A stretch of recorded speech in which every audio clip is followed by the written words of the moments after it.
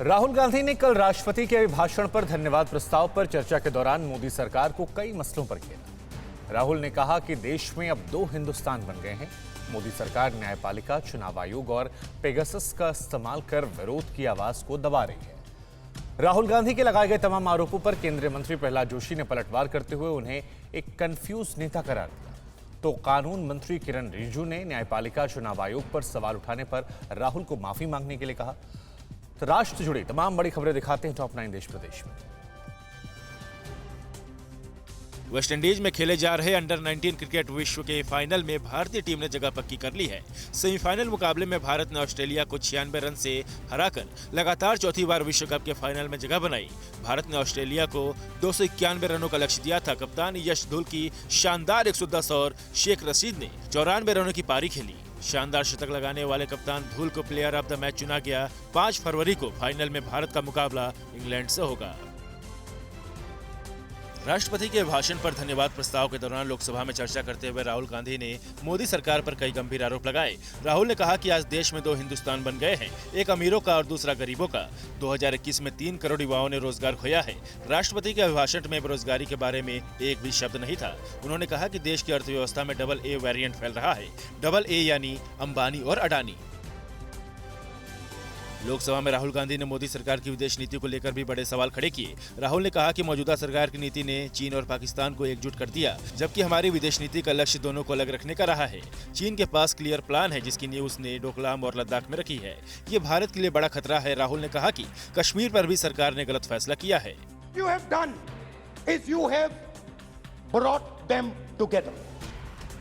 केंद्रीय मंत्री प्रहलाद जोशी ने राहुल के भाषण को दिशाहीन बताते हुए चीन को लेकर बड़ा आरोप लगाया। प्रहलाद जोशी ने कहा कि जिन लोगों ने राजीव गांधी फाउंडेशन के जरिए पैसा लेकर चीन के साथ फ्री ट्रेड समझौता किया, वो आज कह रहे हैं कि चीन के पास एक विजन है।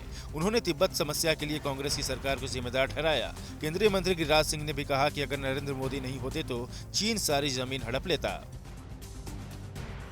राहुल गांधी ने केंद्रीय गृह मंत्री अमित शाह पर भी हमला बोला। उन्होंने कहा कि कुछ दिन पहले मणिपुर के कुछ नेता गृह मंत्री से मिलने आए थे, तो गृह मंत्री के घर में दाखिल होने से पहले उनके जूते उतरवा लिए गए, लेकिन खुद गृह मंत्री चप्पल पहनकर घूम रहे थे।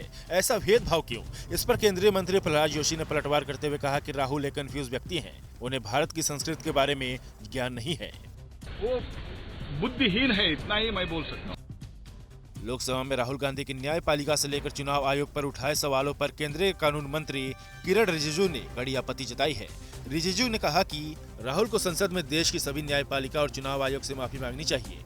रिजिजू बोले कि राहुल ने जो कहा उसे ब्लैक स्पॉट के रूप में याद रखा जाएगा। राहुल ने आरोप लगाया था कि न्यायपालिका, चुनाव आयोग पेगासस आवाज दबाने के लिए उपकरण बन गए हैं। प्रधानमंत्री मोदी ने ख्वाजा मोइनुद्दीन चिश्ती के उर्स पर अजमेर शरीफ दरगाह में चढ़ाई जाने वाली चादर भेंट की। ये 8वां मौका होगा जब प्रधानमंत्री मोदी की तरफ से दरगाह पर चादर चढ़ाई जाएगी। उन्होंने अल्पसंख्यक मामलों के मंत्री मुख्तार अब्बास नकवी को ये चादर सौंपी। इससे पहले राहुल गांधी ने भी कांग्रेस नेताओं के दल को अजमेर शरीफ दरगाह के 810वें उर्स के लिए चादर सौंपी थी। देश में पिछले 2 दिन में कोरोना के नए केस में कोई ज्यादा उतार चढ़ाव देखने को नहीं मिला है। हालांकि राहत की बात यह है कि पिछले दिनों के मुकाबले मौत का आंकड़ा जरूर कम हुआ है। बुधवार को देश में 1005 लोगों की मौत हो गई, जबकि करीब 1,70,000 नए केस आए। उधर दक्षिण के राज्यों में हालत चिंताजनक बनी हुई है। केरल में एक बार फिर 52,000 से ज्यादा नए मामले मिले। मुंबई के कांदीवली रेलवे स्टेशन पर एक यात्री लोकल ट्रेन में चढ़ने के दौरान अचानक प्लेटफॉर्म और बोगी के कैब के बीच गिरकर फंस गया।